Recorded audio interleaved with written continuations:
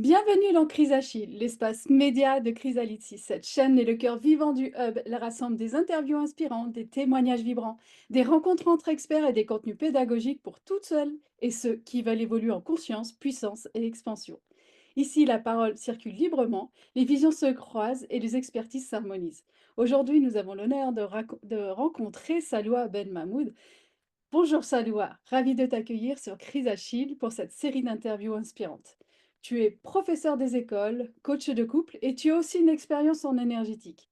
Aujourd'hui, tu vas nous parler d'un thème fondamental, l'importance de la confiance en soi dans le couple. Un sujet qui résonne puissamment avec les femmes que nous accompagnons. Pour commencer, est-ce que tu peux te présenter en quelques mots pour nos auditeurs? Oui, alors moi je suis professeure des écoles, je suis aussi coach de couple et j'ai plein de facettes qui sont, les neurosciences, la gestion du temps, les soins énergétiques, tout ce qui est l'huile essentielle, enfin tout ce qu'il faut pour le corps, l'âme et l'esprit. Merci. Et tu vas me dire que c'est quoi ton parcours? Qu'est-ce qui t'a amené jusqu'à l'accompagnement de couple? Peut-être le déclic qui t'a fait te former sur la relation amoureuse et qu'est-ce qui t'anime vraiment dans ce travail d'accompagnement de couple? Alors, moi, je suis une petite fille qui est née en 89 en Tunisie dans une toute petite ville. Et moi, j'étais une petite fille, qui avait un leadership naturel, qui aimait la vie et mon père, comme il travaillait en France, il a décidé de nous ramener en 97 en France. Donc j'arrive dans une grande ville dans la banlieue parisienne et ça a été un très grand chamboulement pour moi. J'arrive en classe en septembre et je connaissais pas un mot de français. Les seuls mots que je connaissais en français, c'était un, 2, 3, 4, que ma voisine m'avait, apprises, durant l'été et le professeur me demande comment je m'appelle, mais moi je ne comprenais rien à ce qu'il disait, donc j'ai dit: «1, 2, 3, 4». Et là, la classe commence à rigoler, et donc s'ensuit des moqueries, perte de confiance en moi et aussi des difficultés, scolaires. Et puis ce jour-là, je prends la décision, je lui dis: «Salwa, tu as 2 solutions. Soit tu leur donnes raison et du coup, bah, tu leur prouves que tu es nul en fait, tu leur donnes vraiment raison, soit tu leur dis: "Non, mais en fait, je suis capable"». Et je me suis accrochée et ça a été, l'école et les études, ça a été à la fois dur, mais ça a été aussi mon salut. Ça a été vraiment ce qui me motivait le plus. Prouver à tout le monde qu'en fait je suis capable, je suis pas si nulle, qu'ils le croient. Et ce manque de et j'avais perdu ce moyen de communiquer, en fait. Comme je ne parlais pas la langue, j'avais même pas le moyen de leur expliquer qu'en fait, vous rigolez, mais moi je ne comprends pas ce que vous dites. Je pouvais même pas leur expliquer, en fait, me défendre et ainsi de suite. Et puis, les années passent, je fais mes études, j'obtiens mon diplôme, master 2 droit immobilier et puis, je me prépare pour, l'examen des barreaux, sauf que je tombe enceinte, et la date d'accouchement arrive, quasiment au même moment que l'accouchement. Et donc, je suis dans l'incapacité de passer les examens et ça a été un très coup dur parce que les études, c'était tout pour moi et là, je c'est comme si, je voyais tout noir tout d'un coup, donc grosse dépression. En plus, je venais d'accoucher, baby blues, tout ça et après les dépressions comme je suis, quelqu'un d'hypersensible, elles se sont multipliées. J'en avais, très régulièrement et j'ai gardé toujours cet espoir de: «Un jour je trouverai la solution». Tous les matins, je me réveillais, je demandais à Dieu: «Est-ce que c'est aujourd'hui que je vais avoir la solution?» Et un jour, j'ai eu c'est cet espoir-là, en fait, qui me faisait tenir et un jour, j'ai eu une vidéo sur YouTube, sur Facebook plutôt, qui disait que, en fait, le problème, ce sont nos pensées. Que si on arrivait à contrôler nos pensées, tout le reste de notre vie changeait et là, ça a été comme un miracle pour moi parce qu'avant, je pensais que j'étais une victime, que c'était les autres qui étaient méchants et c'était moi la gentille et que j'étais incomprise. Donc je me suis dit: «Mais en fait, la solution, elle vient de moi, donc si moi je change mes pensées, tout va changer».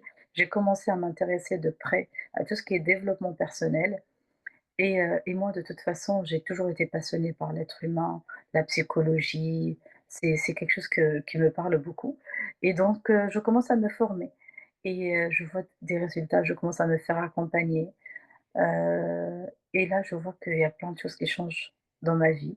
Je suis, de plus en plus heureuse, de plus en plus alignée, je m'aime, j'ai de plus en plus confiance en moi donc je me suis dit j'avais fait une promesse quand j'allais pas bien, j'avais fait une promesse à Dieu et à moi-même, que le jour où je trouverai une solution et ben, je vais montrer aux autres comment moi j'ai fait pour m'en sortir. Pour moi, c'est égoïste de pas le faire et comme j'ai enfin trouvé la solution et ça fonctionne et je vois des résultats sur moi, sur ma vie de couple, avec mes enfants, dans mon travail et les gens qui m'entourent et bah, là, j'ai décidé d'accompagner les autres pour leur montrer que des solutions existent. Et tu vas me dire: «Mais pourquoi le couple en particulier?» Comme, j'ai pas pu passer l'examen des barreaux, j'ai appris 1 an après que l'éducation nationale recrutait les bac+5. Donc, j'y vais, je me dis: «Bon, je fais ça en attendant de trouver autre chose dans mon domaine de droit» et puis, je suis tout de suite acceptée et le métier me plaît. Donc je me dis: «Je vais passer un concours, autant passer celui, de professeur des écoles» et donc plus, je suis les élèves et plus je remarque que les élèves dont les parents sont séparés, ça a un fort impact sur leurs résultats, sur leur comportement. Ils sont chamboulés, un coup ils oublient la trousse chez papa, un coup ils oublient le cahier chez maman.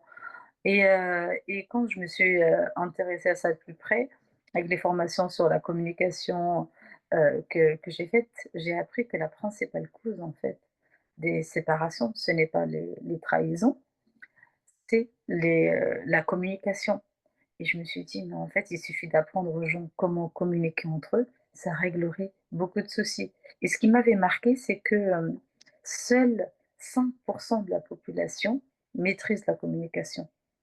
Donc je me dis: «En fait, c'est très peu sur les 7 milliards, les 7 milliards et quelques d'individus, c'est vraiment très peu» et c'est ce qui explique pourquoi est-ce qu'on a des désaccords. Parce que moi, la communication dans le couple, OK, mais moi j'ai une vision plus globale, c'est aussi apprendre aux gens à communiquer dans les sociétés, à apprendre à communiquer, dans les familles, dans les per dans, quand je dis société, c'est entreprise, mais aussi dans la société, dans la rue et ainsi de suite. En fait, c'est dont manque cruellement le monde, quoi. Voilà comment est-ce que j'en suis, venue à là et comme moi j'ai été privée de communication, c'est tout naturellement que je veux apprendre aux gens à communiquer. Oh, merci beaucoup pour, ce magnifique parcours au final, puisque on je me suis dit: «Professeur des écoles, accompagnement du couple», je comprenais pas, mais bon maintenant on le sait. Et tu sais aussi, pourquoi aussi le couple? Parce que moi je suis passée par là. C'est quelque chose qui me parle parce que moi j'ai failli, divorcer, à un moment de ma vie, mais parce qu'en fait, je pensais que tous les problèmes venaient de mon mari, alors qu'en fait, c'était à moi de travailler sur moi-même. Parce que lui, c'est le même depuis le début et j'ai la chance d'avoir un mari qui est vraiment adorable, mais je sentais qu'il y avait quelque chose qui manquait. J'attendais ce que lui comble tous ces manques-là. Mmh. En fait, non, c'était pas à lui, c'était à moi de travailler mes blessures et quand je l'ai fait, et bah, on s'aime encore plus qu'avant et on passe, des meilleurs moments, qu'avant et chaque jour, en fait, on s'aime encore plus que le jour d'avant et je me dis: «Ça, il faut que je le partage, je peux pas le garder pour moi». C'est clair. C'est une en tout cas, c'est magnifique. Pour toi, enfin, pour toi, c'est ta vision de la confiance en soi dans le couple aujourd'hui, c'est quoi pour toi? Pour moi, la confiance, c'est, déjà, j'ai observé que dans la société de façon générale, la plupart des gens, ont très peu confiance en eux. C'est on va dire, peut-être pas la grosse majorité, mais une bonne partie, souffrent de manque de confiance, en soi et aussi parce qu'on a une mauvaise définition de la confiance en soi. On en reparlera plus en détail plus tard, mais on pense que la confiance en soi, c'est le fait de parler, de se moquer de l'autre, de lui dire «ses 4 vérités» entre guillemets. En fait, c'est pas du tout ça la confiance en soi et du coup, heu ça crée des désaccords parce que quand on a très peu d'estime pour soi, forcément, l'autre personne va nous sous-estimer aussi parce que c'est notre miroir. La personne en face, c'est notre miroir. Si moi, je ne m'aime pas assez, je ne peux pas attendre de l'autre personne en face de m'aimer et donc pour moi, c'est quelque chose de crucial. C'est la base dans tout et encore plus dans le couple parce que ça permet, à chacun d'être dans son énergie, en fait, de se connecter à sa vraie identité.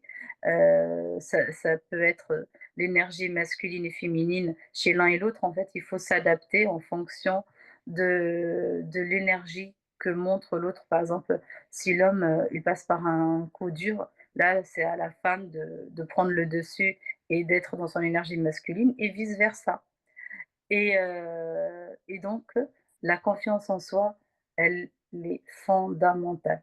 Mais pour, pouvoir, être dans cette confiance-là, il faut savoir ce que c'est déjà, c'est quoi la confiance et se connaître en fait, connaître sa vraie valeur. Plus on se connaît, plus on est, aligné avec nous-mêmes c'est un peu comme une montagne en fait. Plus on est une montagne vraiment solide, peu importe les tempêtes qu'il peuvent avoir et ben, on restera toujours en place. Rien ne pourra nous faire bouger. Peu importe les remarques qu'on peut entendre, du conjoint ou autre, rien parce qu'on se connaît, on est vraiment enraciné et heu et forcément ça permet de pas prendre personnellement toutes les remarques qu'on peut entendre. Ne pas être cette plume qui va monter en fonction des compliments qu'on va nous faire et qui va descendre en fonction des remarques, désobligeantes qu'on peut nous faire, mais plutôt une montagne. Et d'après toi, pourquoi il y a autant de femmes et d'hommes qui perdent confiance en eux dans la relation amoureuse? Bah, en fait, moi, je pars du principe, qu'entre 0 et 7 ans, on était une page blanche et ce sont, des années qui sont très importantes. C'est là où on a 95 de notre programmation. Donc forcément, quand on est né avec cette confiance-là. Tous les enfants, c'est comme ça qu'ils apprennent à parler, qu'ils apprennent à marcher. Ils se disent pas: «Non, mais en fait, c'est trop dur, je vais abandonner dès la première chute», ils abandonnent pas les enfants. Ils continuent ça parce qu'ils naissent, c'est inné chez eux la confiance du coup, là, si on s'arrête à ces 7 années-là, on va rester toute notre vie, en fait, avec ce manque de confiance. Parce qu'on les injonctions qu'on a pu entendre, les erreurs qui ont été peut-être, surdimensionnées, fait qu'on perd petit à petit on la perd pas, pour moi, elle est toujours là, mais elle va venir être, cachée, en fait, elle va être enveloppée par, une couche, entre guillemets «de poussière» et nous, maintenant, en tant qu'adultes, à nous de dépoussiérer en travaillant toutes ces blessures-là, en fait.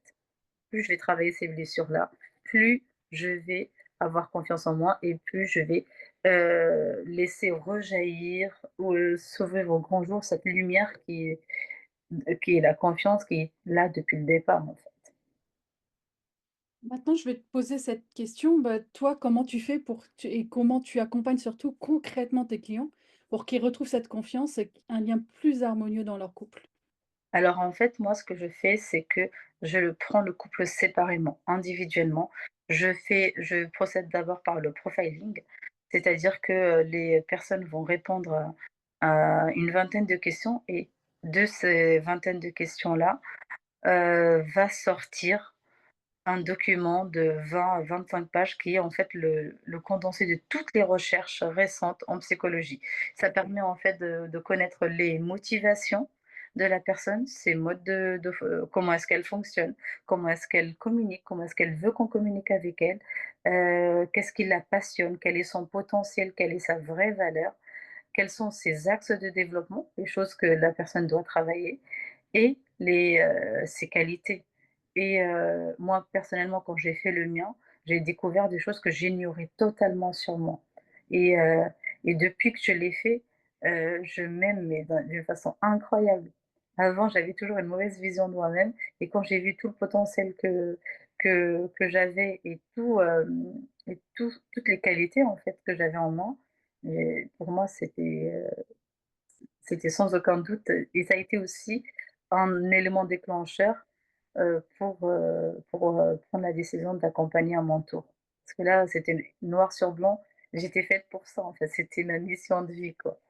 Et donc une fois que j'ai fait ça avec eux, je travaille avec eux, c'est du sur mesure.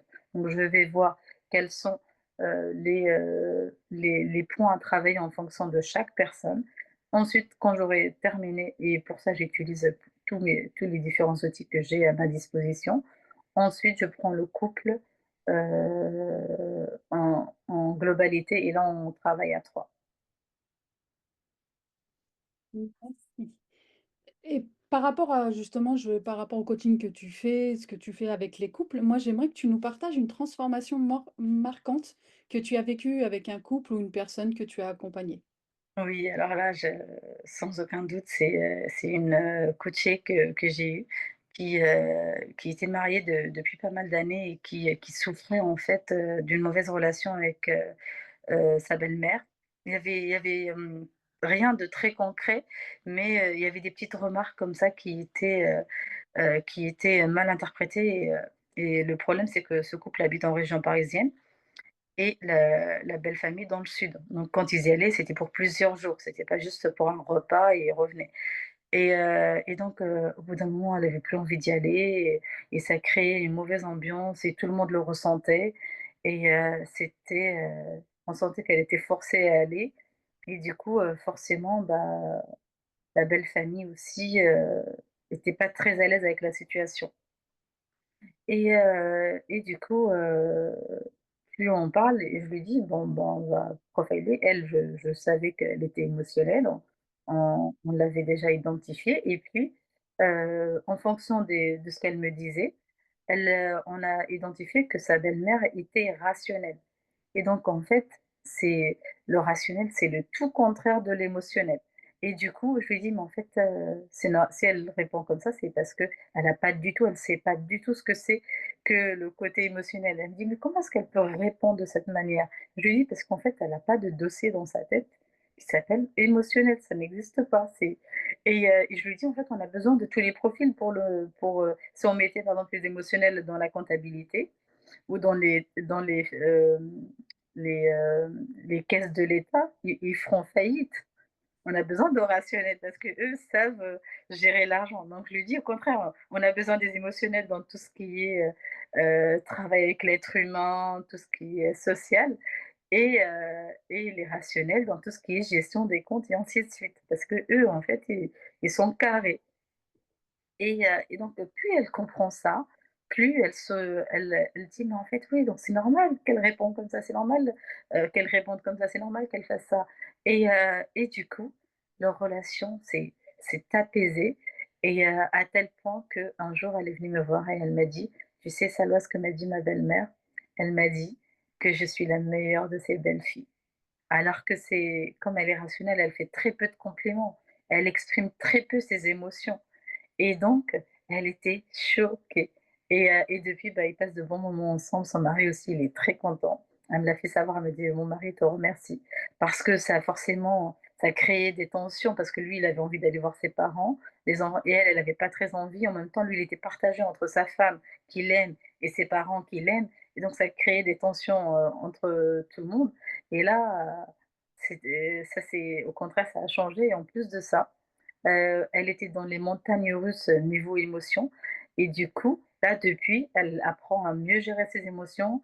Elle est beaucoup plus calme avec ses enfants, beaucoup plus calme avec, son mari et ça se traduit dans tous les domaines, de son quotidien et même dans son travail aussi.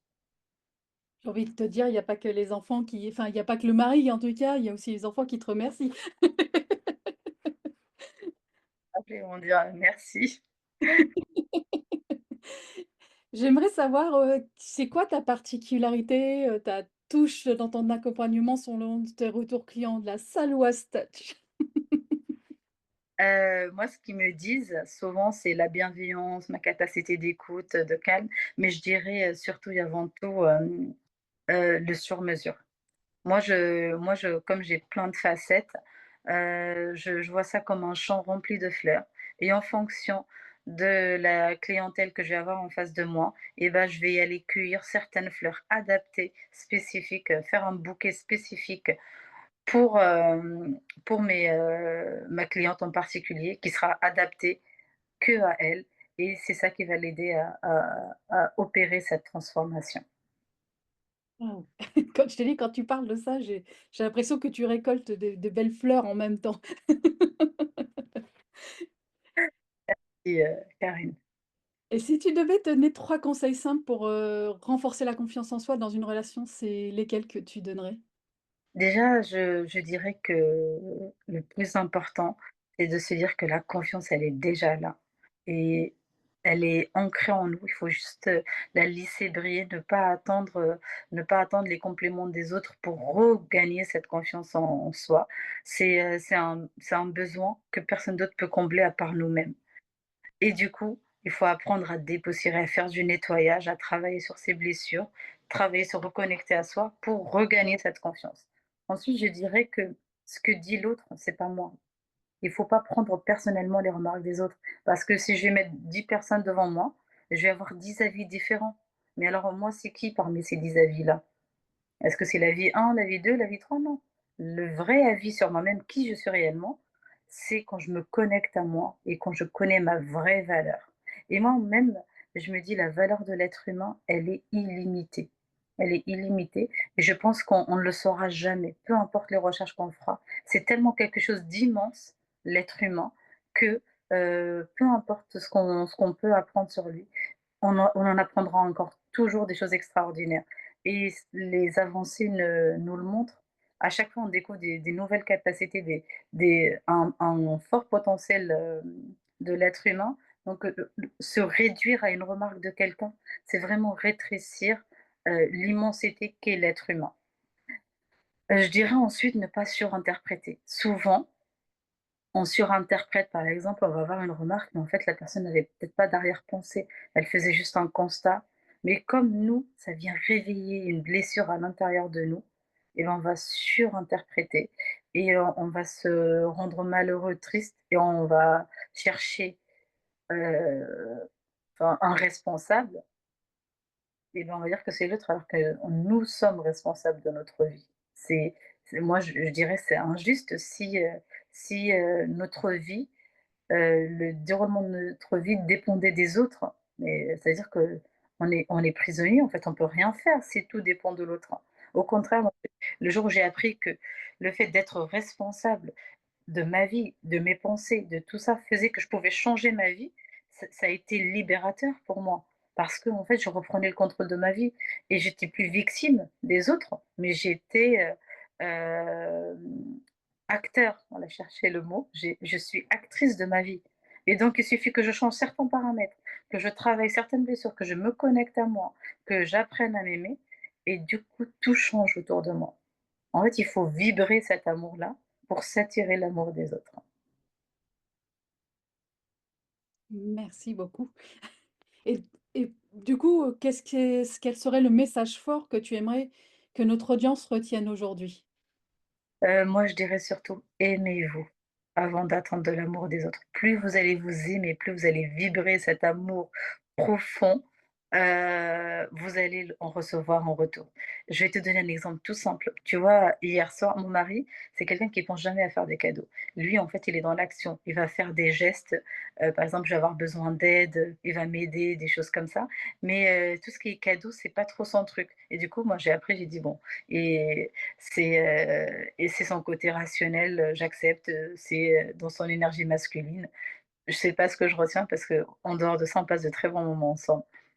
Et là, hier soir, il m'a ramené un collier et du coup, je me dis: «Incroyable» parce que ça fait un petit moment où j'apprends à être vraiment ma priorité des priorités, à m'aimer de plus en plus et je me dis: «En fait, je suis restée comme ça, j'ai dit: «Tu vivre tellement l'amour de soi qu'un truc que ton mari ne fait pas». On est mariés depuis, ça fait 11 ans qu'on est mariés et donc et là, je me dis: «Waouh, incroyable, quoi» et en plus dans une belle boîte rouge et tout, avec un petit mot, avec et tout. Je dis: «Ah ouais, mais là, c'est pas possible». L'énergie est beaucoup trop forte et là, en plus, il y avait pas d'occasion, il y avait rien. Mon anniversaire, c'est au mois d'août, la Saint-Valentin, c'est je me dis: «Là, il y a un truc», ouais et du coup, je me dis: «Plus on va s'aimer, plus on va recevoir de l'amour». Parce qu'en fait, les autres, c'est notre miroir. Si c'est ce qui est à l'intérieur de moi. Si la personne en face ne m'aime pas, est-ce que moi je m'aime? Si la personne en face de moi ne m'estime pas, est-ce que moi je m'estime à ma juste valeur? C'est ça, moi quand je vois quelqu'un qui dit quelque chose qui me dérange, je me dis: «Pourquoi est-ce que ça me dérange?» J'oublie la personne, j'oublie ce qu'elle a dit et je me concentre sur qu'est-ce que ça vient chercher chez moi? Quel est le message, que mon corps m'envoie? Mon esprit, mon subconscient, qu'est-ce que je dois travailler? Et quand on voit les choses comme ça, on est vraiment responsable de notre vie, on n'est plus des victimes, en fait. Merci beaucoup. On va parler de toi justement pour savoir où te suivre, pour, travailler avec toi, les rendez-vous. Où est-ce qu'on peut te trouver? Alors, moi, c'est sur, Facebook Salwa Ben Mahmoud et Co-Harmonie Thérapie. Sur, Insta et après moi, en fait, je choisis les personnes que je suis. On peut pas me contacter directement. Il faudrait d'abord, en fait, que j'ai un entretien préalable avec la personne et je vois, si on est aligné sur tous les plans. Si je vois qu'on est aligné, que tous les feux sont verts, je décide d'accompagner la personne. Si je vois qu'il y a des choses, qui ne me conviennent pas forcément, là, je le dis d'emblée, on va pas pouvoir travailler ensemble. Et pour finir, même si tu en as beaucoup parlé, parce que je pense savoir ce que tu vas donner comme message de cœur. Alors, quel message de cœur tu aimerais transmettre à toutes les femmes et aussi aux hommes qui nous écoutent aujourd'hui et qui doutent peut-être d'eux-mêmes dans leur couple? Je vais leur dire: «N'attendez pas à ce que l'autre comble ce qui vous manque. Connectez-vous à vous, investissez sur vous-même. Le meilleur des investissements que vous pouvez faire, c'est celui que vous faites sur vous-même». D'ailleurs, moi, je le dis souvent aux personnes qui m'accompagnent et je l'avais dit aussi, à Fabienne, c'est, le prix que j'ai payé pour mes accompagnements, c'est un prix dérisoire comparé à la transformation que ça a opéré dans ma vie, vraiment. Ça a été, à une vitesse juste incroyable, incroyable, vraiment les changements, la transformation, la joie de vie que j'ai, mais le calme que j'ai réussi à avoir, bah, parce qu'en fait, j'ai répondu à plein de questions qui étaient à l'intérieur de moi. J'étais en manque d'informations. Pourquoi est-ce que je subis ça? Pourquoi les autres sont injustes? Pourquoi?